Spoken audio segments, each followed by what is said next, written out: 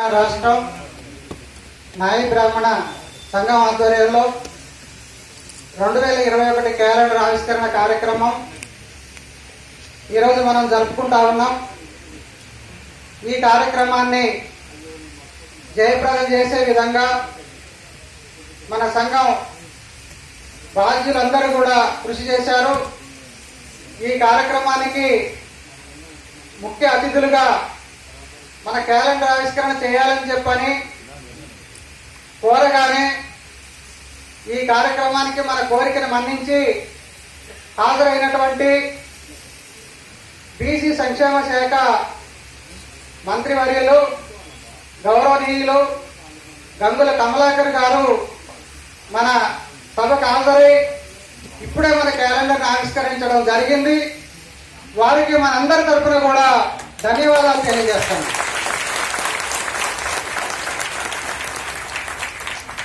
అట్లాగే మన ఈ కార్యక్రమానికి బీసీ కార్పొరేషన్ నుండి జాయింట్ సెక్రటరీ గారు, అదేవిధంగా నాయ బ్రాహ్మణ ఫెడరేషన్ ఎండి గారు కూడా హాజరై ఉన్నారు. వారికి కూడా మనందరి తరఫున ధన్యవాదాలు తెలియజేస్తాను. మన ముఖ్యులు వేదిక మీద ఉన్నారు. గాంధీ గారు, రామానంద స్వామి గారు, మన సూర్యనారాయణ గారు వేదిక మీదకి రావాలి. ఈరోజు మన ఈ కార్యక్రమానికి వేదిక మీద ఉన్న మన సంఘ పెద్దలు, ఇంకా కొంతమంది పెద్దలు మనం పిలిచి ఉన్నాము, వారు కూడా రావాల్సి ఉన్నారు. అయినా వచ్చినటువంటి వారందరికీ కూడా ముందుగా వారికి నమస్కారం తెలియజేస్తూ, ఇప్పుడు ప్రధానంగా మన సమస్యలు, మన కార్యక్రమానికి హాజరైనటువంటి మన సమస్యలు తీర్చేటువంటి మంత్రి గారు వారు వచ్చున్నారు. మనకి గతంలో కూడా రాష్ట్ర ప్రభుత్వం నుండి అనేక సందర్భాల్లో మన సమస్యల పరిష్కారం కొరకు మనం కోరిన విధంగా సంక్షేమ పథకాల అమలుకి మన కోరికల్ని అంగీకరించి అమలు చేయడానికి కూడా అంగీకరించారు. అందులో భాగంగానే నాయి బ్రాహ్మణ ఫెడరేషన్ కి 2 సార్లుగా 500 కోట్ల బడ్జెట్ కేటాయించడం జరిగింది.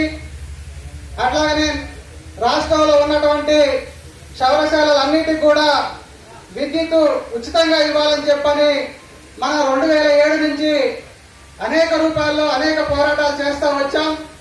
2008లో 6 రోజుల పాటు నిరవధిక నిరాహార దీక్షలు కూడా చేశాం. అప్పటి ప్రభుత్వం ఉచితంగా ఇవ్వలేము, మేము డొమెస్టిక్ ఛార్జీలు ఇస్తామని చెప్పని అప్పుడు ఉన్నటువంటి ముఖ్యమంత్రి గారు వైఎస్ రాజశేఖర రెడ్డి గారు చెప్పడం జరిగింది. ఆ తర్వాత ఆయన చనిపోవడం, మళ్ళీ మనకి తెలంగాణ రాష్ట్రం రావడం, ఈ సమస్య అట్లాగనే ఆగిపోవడం. గత 2016లో మన రాష్ట్ర ముఖ్యమంత్రి గారు గౌరవనీయులు కల్వకుంట్ల చంద్రశేఖరరావు గారు నాయ బ్రాహ్మణుల సమస్యల్ని పరిష్కరించే విధంగా బార్బర్ షాపులకి అప్పుడు పెండింగ్ లో ఉన్నటువంటి కరెంటుని అమలు చేస్తామని చెప్పని 2016లో ప్రకటించారు. ఆ తర్వాత హైదరాబాద్ నగరంలో ఒక 200-300 షాపులకు మాత్రమే ఆ స్కీము అమలైంది. అది రాష్ట్ర వ్యాప్తంగా ఎక్కడ అమలు కాలేదు.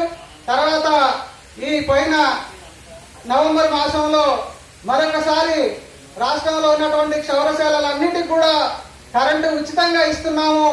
అదేవిధంగా న్యాయ బ్రాహ్మణులు కోరుతున్నటువంటి విధంగా ఒక ఎమ్మెల్సీని కూడా ఇవ్వడానికి రాష్ట్ర ప్రభుత్వం సిద్ధంగా ఉంది.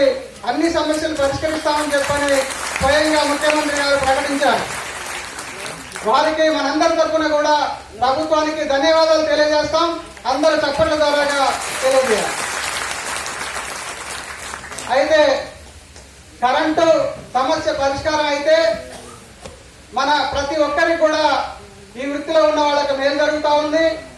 అట్లాగే వృత్తికి సంబంధం లేనటువంటి ఇతరులు వృత్తిలో వచ్చినటువంటి మార్పు దీన్ని వ్యాపారంగా తీసుకొని ఈ వృత్తిలోకి వస్తా ఉన్నారు. పెట్టుబడిదారులు, ఈ కుల ఏతరులు కూడా వస్తా ఉన్నారు.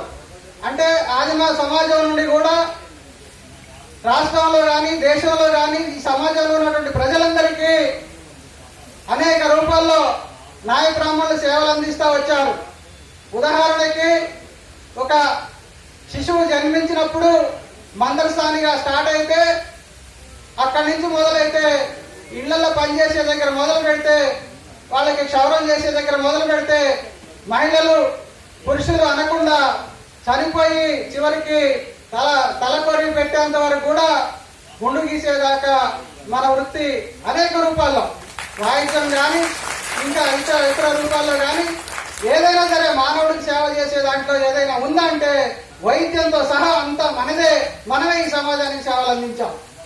కానీ ఈ సమాజానికి సేవలు అందించినటువంటి మనం ఎక్కడున్నాం, ఏమయ్యాం, మన అభివృద్ధి ఏంటి, మన ఆర్థిక పరిస్థితి ఏంటి, మన రాజకీయ పరిస్థితి ఏంటి, మనం ఏ రంగంలో ఎదిగాము అని అనికి చూసుకుంటే ఎక్కడైనా సరే మనం సేవకులుగానే మిగిలాం తప్ప ఆర్థికంగా కానీ సామాజికంగా కానీ రాజకీయంగా కానీ ఇంకా ఏ రూపంలో కూడా అభివృద్ధి చెందలేదు. ఇప్పటి వరకు కూడా ఎక్కడైతే ఉన్నామో అక్కడే ఉన్నాం. ఇప్పుడు ఈ వృత్తిలో మార్పు వచ్చిన తర్వాత పెట్టుబడిదారులు వచ్చేసి ఈ వృత్తిని కూడా వాళ్ళు సొంతం చేసుకునే విధంగా లాక్కునే దానికోసం ప్రయత్నం చేస్తా ఉన్నారు. ఈ సమయంలో మనం ప్రభుత్వాన్ని అడుగుతా ఉన్నాం, ఈ వృత్తిలోకి ఇతరులు రాకుండా ఏ రకమైనటువంటి చర్యలు తీసుకోవాలో దానికి సంబంధించినటువంటి చర్యలు తీసుకొని నాయి బ్రాహ్మణ అనేటువంటి కులానికి చెందినటువంటి వాళ్ళే ఈ క్షౌరశాలలు పెట్టుకునేటువంటి అవకాశం కల్పించే విధంగా ప్రభుత్వం చర్యలు తీసుకొని వాళ్ళకి అడ్డుకట్ట వేసినట్లయితే ఇన్ని రోజులు ఉచిత సేవలు చేసినటువంటి వృత్తిదారులకి ఇప్పుడు వచ్చినటువంటి అవకాశాలు వీళ్ళు అభివృద్ధి చెందే దానికోసం ఉపయోగపడుతుంది. కాబట్టి ఆ రకమైనటువంటి చర్యలు కూడా చేపట్టాలని మనం ప్రభుత్వం దృష్టికి ఈ సమస్యను తీసుకెళ్తా ఉన్నాం. అట్లాగే ఎన్టీ రామారావు గారు ఉన్నప్పుడు నాయ బ్రాహ్మణ ఫెడరేషన్ కావాలని పెద్ద ఎత్తున పోరాటం చేసి మనం ఫెడరేషన్ సాధించుకున్నాం. కానీ ఆ ఫెడరేషన్ కి అప్పట్లో 5 లక్షలు, తర్వాత 10 లక్షలు, 20 లక్షలు, 30 లక్షలు బడ్జెట్ ఉండేది. వైఎస్ రాజశేఖర రెడ్డి గారు వచ్చిన తర్వాత దాన్ని 50 కోట్లు బడ్జెట్ ఇస్తామన్నారు. అది 50 కోట్లు ఖర్చు పెట్టలేదు, కానీ కొంత మాత్రమే ఇచ్చారు. కానీ ఇప్పుడు మన తెలంగాణ రాష్ట్రం వచ్చిన తర్వాత 500 కోట్ల బడ్జెట్ 2 సార్లుగా కేటాయించడం మనందరం కూడా అభినందించాము, ఆనందించాము. కానీ ఆ బడ్జెట్ ఖర్చు పెట్టేదానికోసం గతంలో ఫెడరేషన్ పనిచేసిన విధంగా ఇప్పుడు పనిలో మార్పు వచ్చింది. ఆ మార్పు వలన మనకి ఆ స్కీములన్నీ కూడా అందకుండా పోయేటువంటి పరిస్థితి ఉంది. కాబట్టి ఫెడరేషన్ నుంచి ఆ స్కీములలో మార్పు చేయాలి. ఆ స్కీములు అందరికీ అందే విధంగా చేయాలి. అంటే ఏం చేయాలంటే నాయ బ్రాహ్మణ ఫెడరేషన్ కి గతంలో ఎవరైనా సొసైటీ చేసుకోవాలంటే ఎప్పుడైనా చేసుకునే అవకాశం ఉండేది, ఎప్పుడైనా రిజిస్ట్రేషన్ చేసేవారు. తర్వాత లోన్ దరఖాస్తు పెట్టుకోవాలంటే ఎప్పుడైనా దరఖాస్తు పెట్టుకునే అవకాశం ఉండేది. ప్రతి 3 నెలలకు ఒక్కసారి ఫెడరేషన్ కమిటీ సమావేశం అయ్యి ఎన్ని దరఖాస్తులు వస్తే అన్ని దరఖాస్తులకి రుణాలు అప్పుడే మంజూరు చేసేవాళ్ళు. కానీ ఇప్పుడు అట్లా లేదు. రాష్ట్ర ప్రభుత్వం నుంచి ఆన్లైన్ లో దరఖాస్తులు పెట్టుకునే అవకాశం ఎప్పుడు ఇస్తే అప్పుడు చేయాలని అంటే ఇప్పుడు మనకి ఆ అవకాశం లేకపోవడం వల్ల ఫెడరేషన్ నుంచి మనం రుణాలు పొందేటువంటి అవకాశం లేకపోయింది. కాబట్టి ఆ రకంగా మనం లబ్ధి పొందలేకపోతా ఉన్నాం.